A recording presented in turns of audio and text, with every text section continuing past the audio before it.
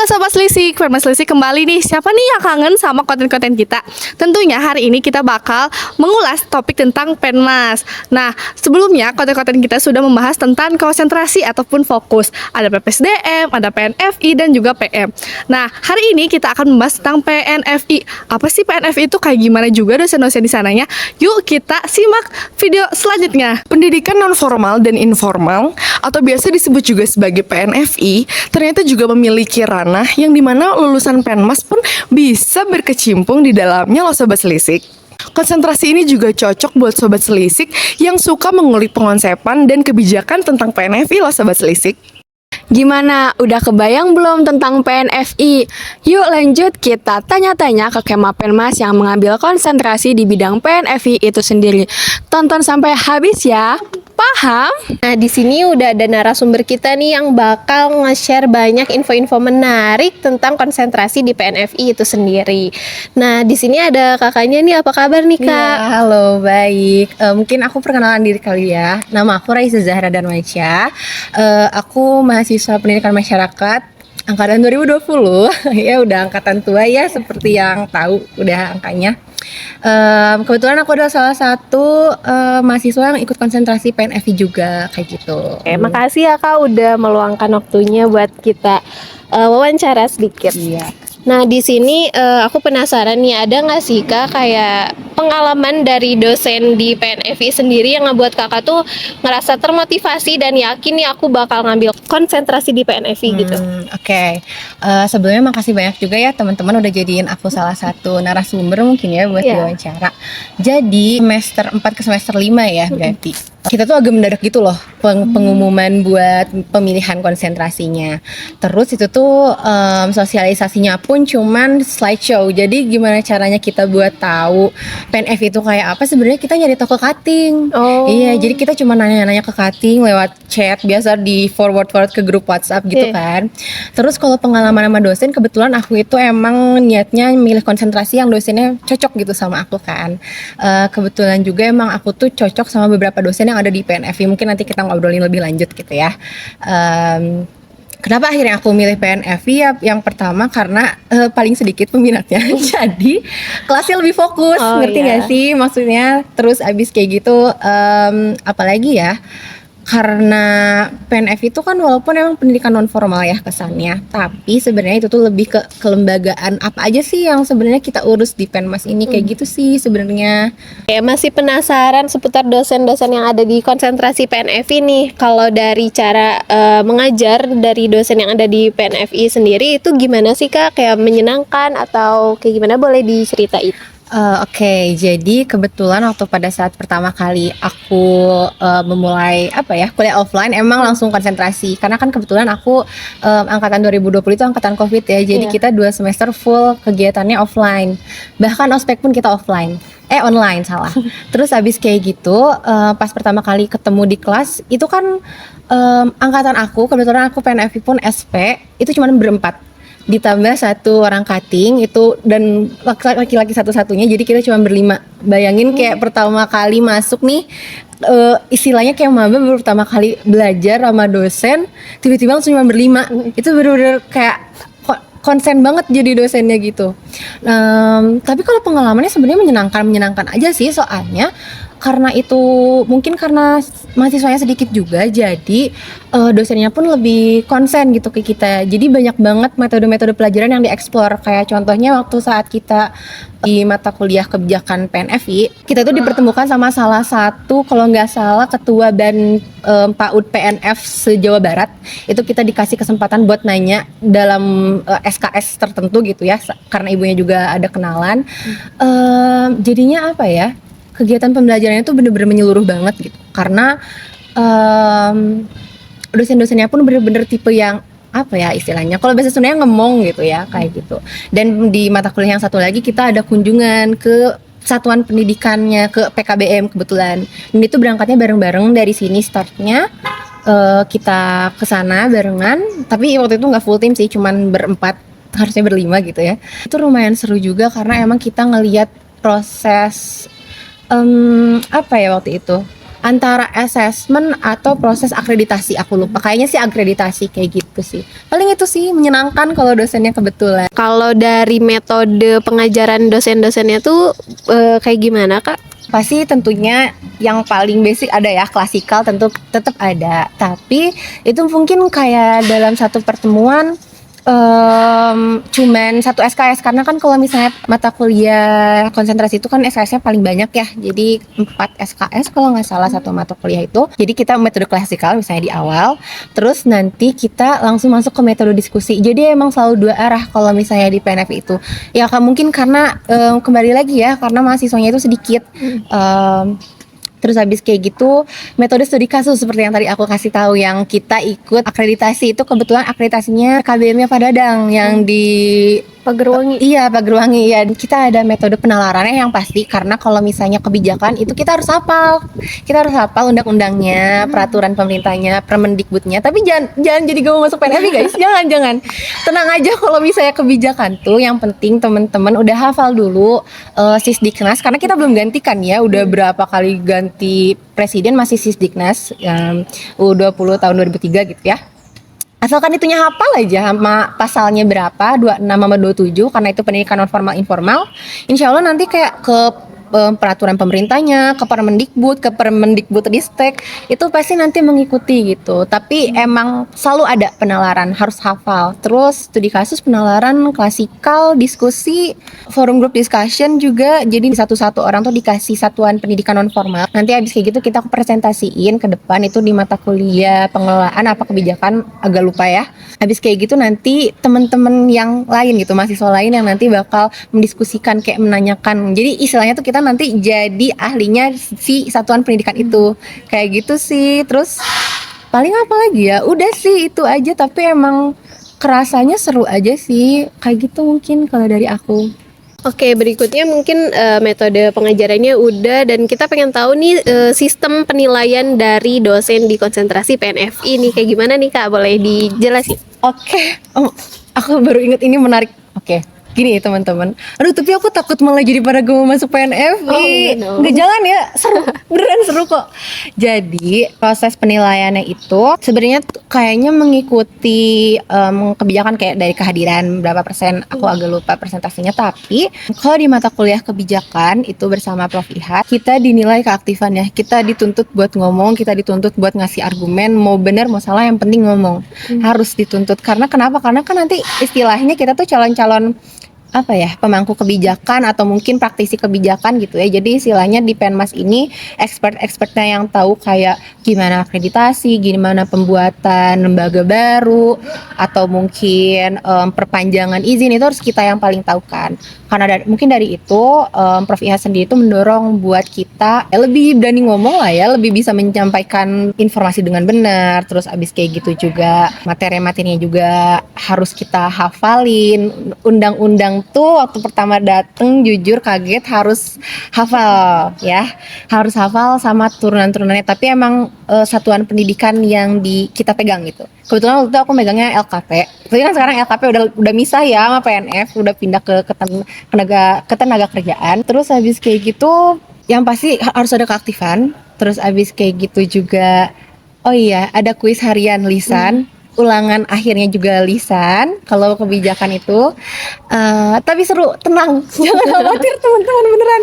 Yang penting itu ya, kalian pede aja sama apa yang kalian sampaikan. Yang penting kalau misalnya teman-teman beneran udah baca kebijakannya, atau mungkin beneran udah ngulik banget nih yang apa yang jadi tanggung jawab teman-teman, pasti bisa kok, pasti dinilai dengan adil gitu. Asalkan masuk ke kelasnya kayak gitu ya. Udah sih itu aja, kurang lebih Bu Yanti juga sama gitu. Ya, saling melengkapi lah, kayak gitu. Ya, mungkin kita udah tahu banyak ya tentang dosen-dosen, metode pengajaran, sama penilaian di konsentrasi PNFI. Mungkin sekarang kita pengen tahu nih kesan Teteh selama diajar oleh dosen-dosen yang ada di PNFI, gimana nih? Kesannya ya, aku mencoba seobjektif mungkin ya ini teman-teman. Kesannya itu emang waktu pertama kali masuk gitu ya ke kelas, itu benar-benar kaget. Karena emang kita dituntut buat bisa, bukan cuma menghafal, tapi kayak memaknai apa sih sebenarnya yang ditaruh di peraturan itu kan. Karena kan kadang-kadang bahasa undang-undang itu beda ya sama bahasa Indonesia yang umum gitu.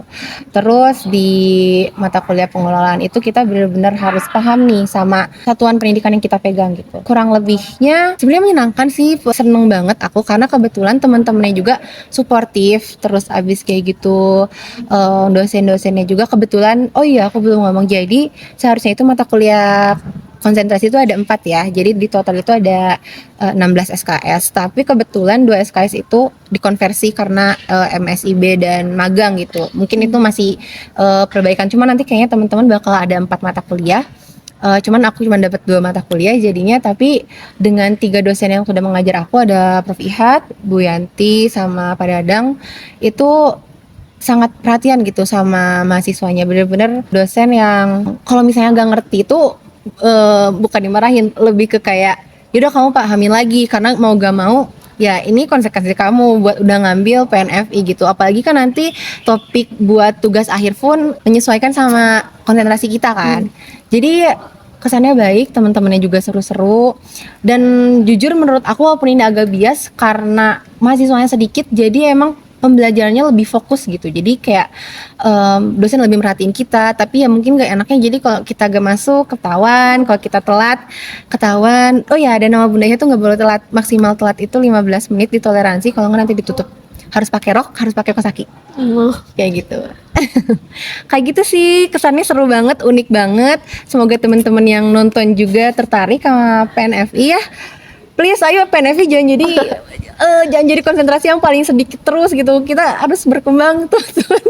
Kayak gitu sih mungkin. Udah sih kayak gitu aja dari aku. Oke, makasih banyak ya Teh udah menjawab pertanyaan-pertanyaan yang seputar dosen-dosen, mungkin pengenalan-pengenalan awalnya tentang PNFI itu sendiri. Mungkin akan dilanjutkan pertanyaannya oleh teman saya. Wah, jadi kayak gitu tadi Sobat Selisih. Selanjutnya aku mau tanya nih seputar suasana pembelajaran di PNF itu seperti apa sih? Dan kira-kira ada nggak sih suatu pengalaman unik atau istimewa yang ada di PNF? Langsung aja kita tanya. Halo Teh, tadi kan udah sempat ngobrol juga nih ya sama teman aku. Nah, aku juga mau nanya-nanya dan aku masih penasaran. Pertanyaan pertama itu, menurut Kak Raisa sendiri, kira-kira ada nggak sih pengalaman istimewa atau apapun itu gitu yang ada di PNFI yang bikin jadi pembeda sama konsentrasi lainnya? Oke. Yang bikin jadi pembeda mungkin kalau misalnya pengalaman istimewa, aku suka banget waktu kita tuh kunjungan ke PKBM, dan itu bener-bener timingnya gak tau kenapa pas banget pas pada saat akreditasi. Kan akreditasi lumayan ya, kan ada jangka panjangnya, cuman pas banget pas kita konsentrasi tuh malah lagi kejadian, dan kita tuh bener-bener ngelihat dari semua aspek tenaga kependidikan, terus kayak gitu, kayak sivitas akademikanya mungkin ya, kalau misalnya kalau kayak di kampus PKBM itu kayak semuanya tuh turut serta dalam dan kerja keras banget gitu dalam akreditasi. Bahkan itu pun aku nggak sampai akhir, padahal itu udah bener-bener dari jam 8 sampai jam bada zuhur, dan itu memang belum selesai. Emang sepanjang itu ternyata prosesnya serumit dan sangat berhati-hati itu gitu. Para asesor tuh mengasesmen dan memperbarui akreditasi gitu ya. Paling kalau yang menjadi pembeda itu juga udah lumayan menjadi pembeda sih ya. Mungkin kalau konsentrasi lain kayak pemberdayaan atau mungkin PPSDM juga ke lembaga, tapi fokusnya bukan kayak kita gitu. Kita tuh konsentrasi yang bener-bener tahu dapur lembaga istilahnya tuh. Oh, jadi gitu guys. Nah, selanjutnya aku masih penasaran nih Teh. Kan di konsen itu pasti ada aja kan ya tugasnya. Kira-kira tugasnya itu kayak gimana sih? Atau mungkin jenis proyek apa yang dosen kasih ke mahasiswa PNFI dan mahasiswa PNFI lakuin?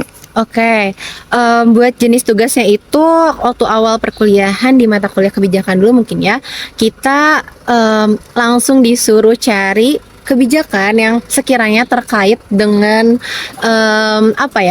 PNF gitu ya, PNFI tentunya. Jadi pendidikan non formal, pendidikan informal. Dan tapi itu tuh masih di UU nomor 20 tahun 2003 aja, di sisi desa aja. Jadi siapa tahu kita bisa mengkaji ulang dan mungkin ada yang skip kan kadang-kadang kita kalau baca UU gitu kayak langsung aja pendidikan non formal gitu langsung gitu kan keluarnya yang subjudul itu kan. Jadi itu tuh kita bener-bener kayak baca. Kayaknya itu pertemuan pertama ke pertemuan kedua deh kalau seingat aku. Kita baca, terus habis kayak gitu nanti kita ketik itu tuh berkaitan dengan apa. Terus pas hari H kita benar-benar berdiskusi bareng-bareng terkait kebijakan itu sih. Jadi emang awalnya banget, basicnya banget, seenggaknya Sisdiknas kita tuh harus hafal gitu ya. Hafal kan Sisdiknas? harus tahu ya, semua anak Penmas harus tahu sih kalau itu bener-bener pokoknya krusial teman-teman. Nanti deskripsi kepake, percaya kalau nggak percaya. Terus kalau di kebijakan itu seperti aku udah kasih tahu, kita tuh ada pembagian. Jadi masing-masing dari kita itu megang satu satuan pendidikan non formal. Ya ada yang megang PKBM, ada yang megang majelis taklim, ada yang megang homeschooling, ada yang megang aku LKP, dan ada yang megang satu lagi tuh apa ya? Aku lupa tapi masih lembaga pendidikan non formal gitu. Kita tuh jadi selama setengah semester terakhir itu tuh bener-bener yang jadi konsentrasi kita. Jadi proyek akhirnya itu kita menghasilkan karya di mana kita tuh bisa bermanfaat buat orang yang mau bergelut di satuan pendidikan itu. Jadi misalnya nih ya, proyek aku akhirnya tuh bikin bannernya dipasang ada di web Penmas, banner aku yang warna pink, boleh dibaca ya teman-teman. Jangan dibaca. Iya, dibaca ya. Itu tentang cara registrasi LKP dari awal banget pakai online single sign on gitu kan. Jadi itu OSS, takut salah aku lagi itunya tadi. Itu lumayan apa ya istilahnya berbekas karena ternyata banyak apa yang kita mau sampaikan itu banyak, tapi kan yang namanya kalau buat ke orang umum kita harus memilih informasinya yang bener-bener kayak ya udah nih mau dibaca gitu sama mereka kan, karena kan apalagi kalau misalnya orang dewasa gitu ya, kalau baca yang penting-penting aja gitu ya, jadi emang itu agak kesulitan tapi akhirnya jadi gitu. Dan kalau misalnya untuk tugas akhirnya di kebijakan kita kayak bikin makalah gitu, dan sama akhirnya mengikuti pakai kesatuan yang kita udah tekuni, lebih ke ngumpulin makalah, dan abis gitu itu ujian akhir kita. Jadi ujian akhir kita tuh tes lisan sama Prof. Ihat, kita tes lisan dan penilaiannya dari situ kayak gitu sih. Banyak tes lisan dan penalaran sih kalau PNF itu, karena mungkin apa ya istilahnya konsentrasinya kalau dihafalin doang kayaknya nggak akan dapet gitu ya. Jadi emang penalarannya harus kuat banget kalau di PNF itu kayak gitu sih. Oke guys, jadi ternyata tugas-tugas dari PNF itu ternyata juga lumayan banyak dan lumayan membekas juga ya buat tetehnya. Nah pertanyaan selanjutnya nih teh, kira-kira ada nggak sih tugas yang membuat mahasiswa itu berkolaborasi dengan lembaga non-profit atau mungkin bisa disebut juga komunitas gitu? Dan boleh dijelasin nggak sih kak kayak gimana? Lembaga non-profit ya. Kalau dibilang kolaborasi pun enggak, soalnya kalau nggak salah ya, aku tuh takut ini agak ketuk-ketuk sama mata kuliah lain, tapi kalau nggak salah itu kita pernah ngebantu ngebuatin website buat PKBM yang masih rintisan. Tapi emang kita nggak ada komunikasi sama pihak lembaga, maksudnya kayak pihak dari lembaga pendidikan, satuan pendidikan non formalnya. Cuman ada produknya kayak gitu sih. Paling kalau sejauh ini di PNFI kayaknya mungkin karena aku juga SP kan waktunya terbatas ya, kayak cuman berapa minggu tuh, kayak sebulan paling ya. Jadi kayaknya belum sampai ke situ sih kalau misalnya seingat aku. Tapi maaf banget teman-teman aku Erida, Ilmi, Witri, kalau misalnya aku gak kesebutin, kalau misalnya emang itu aku yang salah, boleh tolong ingetin aku aja gitu. Tapi kalau seingat aku PNFI sih gak ada sih. Kalau yang mata kuliah di PNFI-nya ya gak ada sih kayak gitu. Mungkin harusnya ada di mata kuliah Bu Iip, tapi karena dikonversi jadi kita gak ngalamin gitu sayangnya. Kayak gitu sih. Nah kak, buat pertanyaan selanjutnya nih, kira-kira kalau misalnya untuk tugasnya itu kayak gimana sih? Apakah kelompok banyaknya atau individu? Terus buat teman-teman dan mahasiswa di PNF itu kayak gimana? Apakah kompetitif atau kayak gimana? Oke. Buat tugas-tugasnya itu kebanyakan individu ya, soalnya kalau misalnya dibuat kelompok abis karena kita cuman berlima. Kecuali mungkin nggak tahu ya kalau misalnya buat temen-temen yang non SP, tapi non SP pun cuman bersembilan gitu, kayak emang sedikit banget PNF itu. Buat apa ya tadi mahasiswanya ya, kompetitif atau gimana? Sebenarnya kalau boleh jujur emang teman-teman di PNF ini tuh emang yang ambis-ambis, emang yang kayak apa ya istilahnya, kayak mereka udah sering bikin karya kayak kepenulisan, terus emang rajin, emang yang pokoknya ya prestasinya bagus lah di akademiknya gitu. Kompetitif ya, tapi masih sehat gitu, bukan yang kayak apa ya, kalau bahasa Sunda tuh papayahan gitu, enggak kayak yang papayahan gitu. Malah kayak kalau misalnya aku ingat banget itu kayak ada kesalahan format nih, aku punya salah format di format makalah akhir, itu tuh bener-bener dibantuin kayak harusnya kayak gini. Dan terus mungkin karena kita saking sedikitnya, jadi emang kita tuh cuma punya satu sama yang lain gitu loh. Karena kalau misalnya tapi PM di konsentrasi PM pun kayaknya kayak gitu sih, temen-temennya juga bener-bener yang deket banget. Mungkin kalau PPSDM karena besar ya, banyak banget mahasiswanya, jadi kayak di kelas aja kayaknya kalau PPSDM. Sorry ya kalau salah anak PPSDM, tapi menurut aku. Terus alhamdulillah teman-temannya baik-baik sih. Kayak emang pada bukan yang apa ya istilahnya. Kalau pertama kali ketemu bukan yang langsung ngobrol banget, tapi karena kita bareng-bareng dan kita cuman bersegituan, terus kita sempat kemana-kemana bareng gitu ya, jadi bener-bener bisa bilang kayak intimate lah ya. Karena emang ya udah kita cuman segituan. Dan alhamdulillahnya teman-teman di PNFI itu walaupun mereka emang apa ya prestasi akademiknya tinggi gitu ya, tapi saling membantu gitu dan juga saling mengingatkan. Dan grupnya juga interaktif, dan jadinya karena kita sedikitan juga, dosennya juga ke kita kayak ayo dong gitu, karena terlalu sedikit gitu merangkul loh. juga ya, Iya, Teh. kayak Betul, gitu. Oke Kak, mungkin ini menjadi pertanyaan terakhir dari aku nih. Kira-kira ada nggak sih harapan atau goals tersendiri dari kakak pribadi nih setelah mengambil konsentrasi PNFI ini? Oke, pertama harapannya motivasi terbesar aku kenapa aku mengambil PNFI, karena kebetulan aku pun masuk Penmas karena aku pengen punya lembaga pendidikan. Emang aku tuh pengen punya lembaga pendidikan yang inklusif, yang bisa buat semua orang, terus nilai kebermanfaatan juga tinggi gitu ya. Makanya kenapa aku memilih PNFI, dan kebetulan banget emang yang temen-temennya cocok di aku, dosennya juga cocok di aku. Pokoknya kayak udahlah ini udah dibuatin gitu jalannya kayaknya gitu ya. Terus kalau goals buat sekarang ini yang pasti karena aku lagi skripsi ya, semoga aku penelitiannya berikan kebermanfaatan deh gitu di di konsentrasi PNFI, atau mungkin PNFI secara luas di UPI dulu deh, nggak usah di Indonesia kegedean kayaknya, tapi dream harus big ya teman-teman, tapi tetap aja di UPI dulu. Terus abis kayak gitu semoga PNFI makin banyak ya peminatnya, karena sebenarnya tuh nggak tahu sih, coba aku penasaran aja nih, kamu kalau denger konsentrasi PNFI mikirnya kayak gimana, kayak apa gitu stereotip yang langsung keluar gitu di kepala kamu? Kalau dari aku sendiri kayaknya seru sih, jujur sebenarnya aku belum pernah dengar lagi PNFI. Cuman tuh sempat dengar-dengar juga setelah masuk Penmas tuh PNFI tuh kayak gimana gitu, dan aku rasa juga kayaknya seru sih. Cuman mungkin karena aku dengar-dengar dari orang doang kali ya, jadi aku belum begitu tahu gitu loh. Maksudnya bener-bener dalamnya tuh kayak gimana PNFI tuh kayak gitu. Iya, makasih loh kamu udah bilang seru, karena kalau kita mau jujur-jujuran nih ya, orang-orang itu pada menghindari PNFI karena PNFI adalah konsentrasi yang paling pendidikan. Jadi orang-orang tuh masuk Penmas tuh kecebur di pendidikan, ngerti gak sih? Orang-orang yang tadinya emang gak mau punya pendidikan, bener-bener di belakang kameranya udah pernah ngangguk-ngangguk, bener berarti. Dan sebenarnya justru dibilang pendidikan, tapi sebenarnya lebih kepada kebijakan pengelolaan dan juga kayak pengembangan dari satuan pendidikannya. Jadi sebenarnya kita nggak ada lebih minim gitu interaksi dengan warga belajar atau mungkin peserta didik ya kalau di pendidikan formal kayak gitu. Jadi buat temen-temen langsung masuk tip and trick. Jangan khawatir buat temen-temen yang mau masuk PNFI, kita mungkin emang namanya pendidikan kali ya. Betul. Tapi kalian gak akan jadi guru guys, enggak kok. Justru nanti teman-teman yang bakal membantu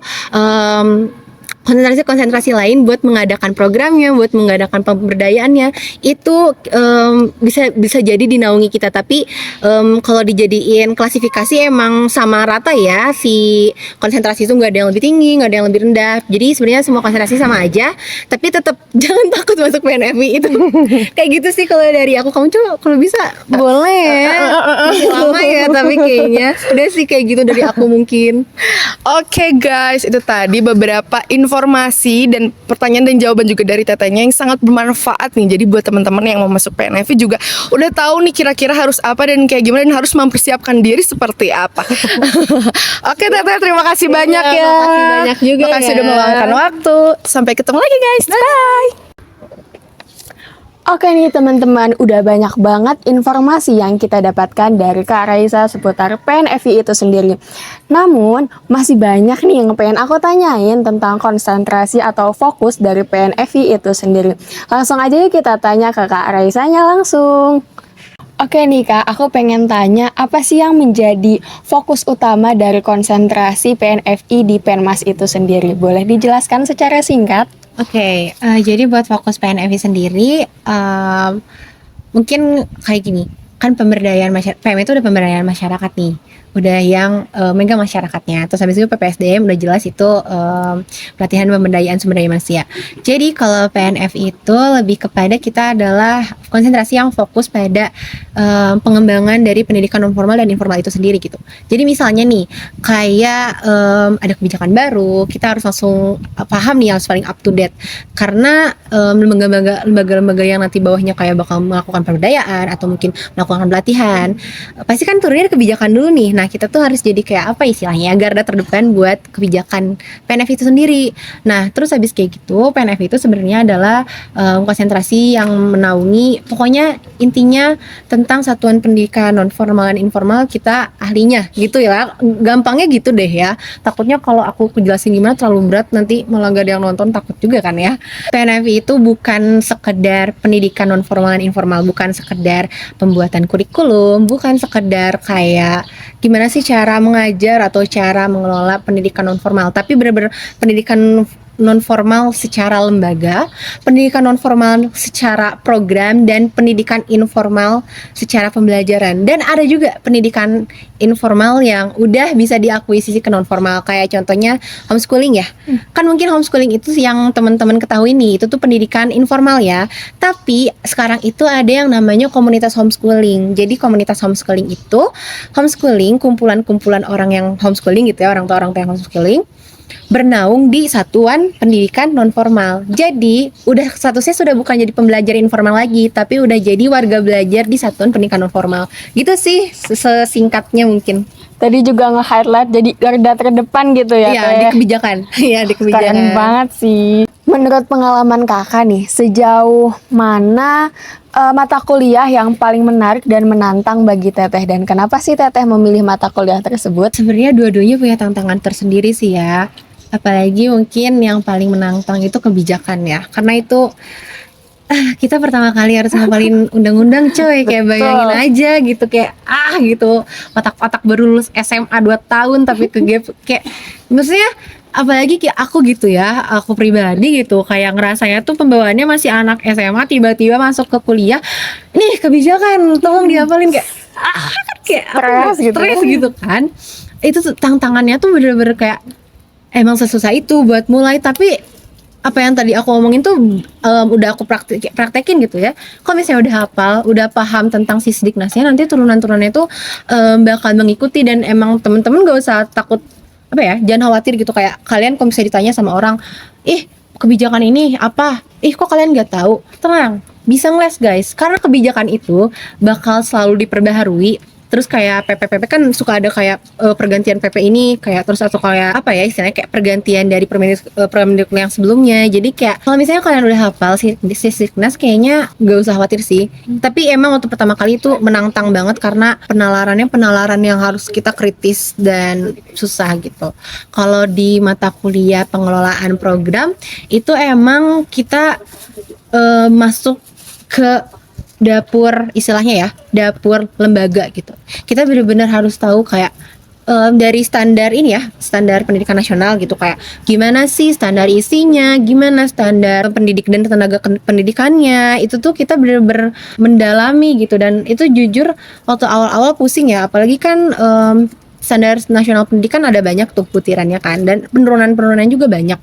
Buat yang baru pertama kali masuk ke dunia perkuliahan, itu benar-benar salah satu mata kuliah yang kayak shock gitu. Tapi setelahnya itu malah jadi berkesan karena ternyata pas udah dijalanin, oh seberguna itu ya gitu loh. Kayak sampai sekarang pun, sampai aku pengerjaan skripsi, mata kuliah itu tuh bener-bener membantu banget gitu. Apalagi ya kalau misalnya skripsinya sejalur sama konsentrasi yang dipilih. Itu sih paling, pokoknya ingat ya guys, mata kuliah kebijakan susah, tapi jangan takut, kalau dijalin pasti bisa, kayak gitu sih. Berarti tentang undang-undang kebijakan itu sendiri yang jadi tantangan gitu ya Teh, Iya buat bener Teteh. banget, apalagi kalau salah kan takut juga ya, kalau misalnya ada yang record sekarang apa-apa bisa jadi viral gitu kan, kayak gitu.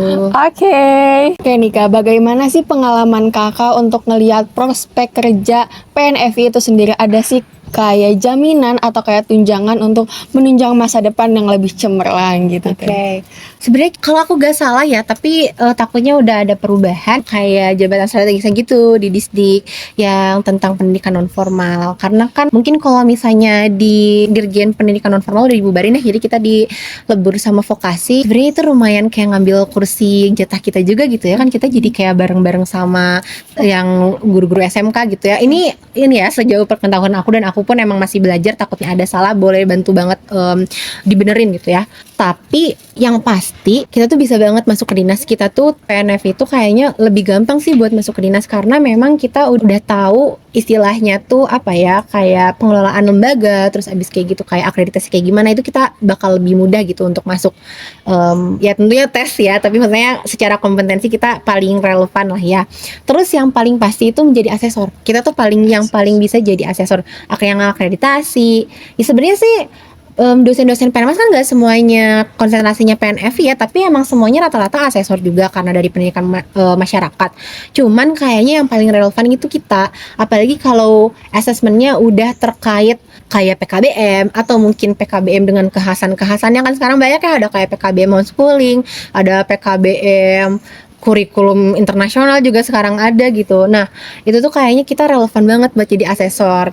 Tapi memang menjadi asesor itu FYI teman-teman, kita harus minimal umurnya 28 tahun. Jadi kita harus ada pengalaman dulu nih sebelum jadi asesor. Jadi kayak kita harus berkiprah dulu lah di pendidikan masyarakat. Tapi ya insya Allah kalau emang teman-teman bekerjanya di bidang pendidikan masyarakat dulu, atau jangan pendidikan masyarakat deh, pendidikan non formal gitu ya, insya Allah nanti bakal dipermudah. Apalagi kan dosen-dosen kita pun banyak tuh yang jadi asesor, maksudnya kayak prospek kerjanya sudah jelas gitu.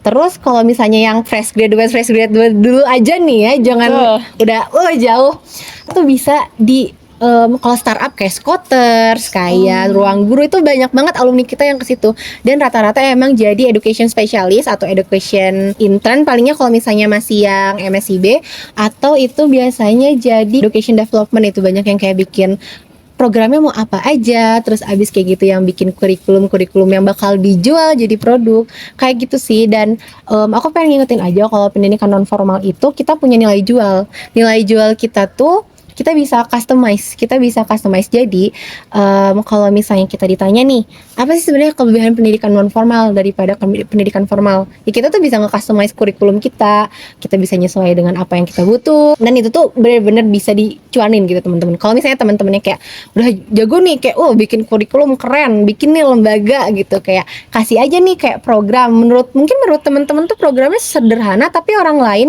awam tuh ngelihatnya ini luar biasa banget, dan itu tuh benar-benar bisa di apa ya istilahnya, bisa dijadiin satu mata pencarian, dan itu prospeknya juga pasti bagus gitu. Kayak gitu sih, apalagi sekarang kan lagi musim-musimnya ini ya, bagus-bagusin portofolio gitu ya. Dari sekarang tuh udah LinkedIn diisi-isi. Iya, betul. Nah, itu tuh bakal sangat amat naikin gitu iya, dan value-nya bakal naik. Kayak gitu sih kalau misalnya fresh graduate. Pasti banyaknya mulainya di startup dulu, tapi startupnya juga yang udah bersaing dan bonafit gitu. Kayak gitu sih kalau banyaknya dari prospek. Oke, berarti prospek kerjanya sangat menjanjikan ya buat teman-teman semua, jangan khawatir. Oke nih Kak, selanjutnya apa sih yang membedakan konsentrasi PNFI dengan konsentrasi yang lainnya yang ada di Prodi Pendidikan Masyarakat? Oke, yang jadi pembeda itu tentunya konsentrasi kita adalah konsentrasi yang fokus sama lembaga pendidikan non formal itu sendiri, dan bahkan ke pembelajaran ya. Sebenarnya kalau pendidikan informal itu pembelajaran informal.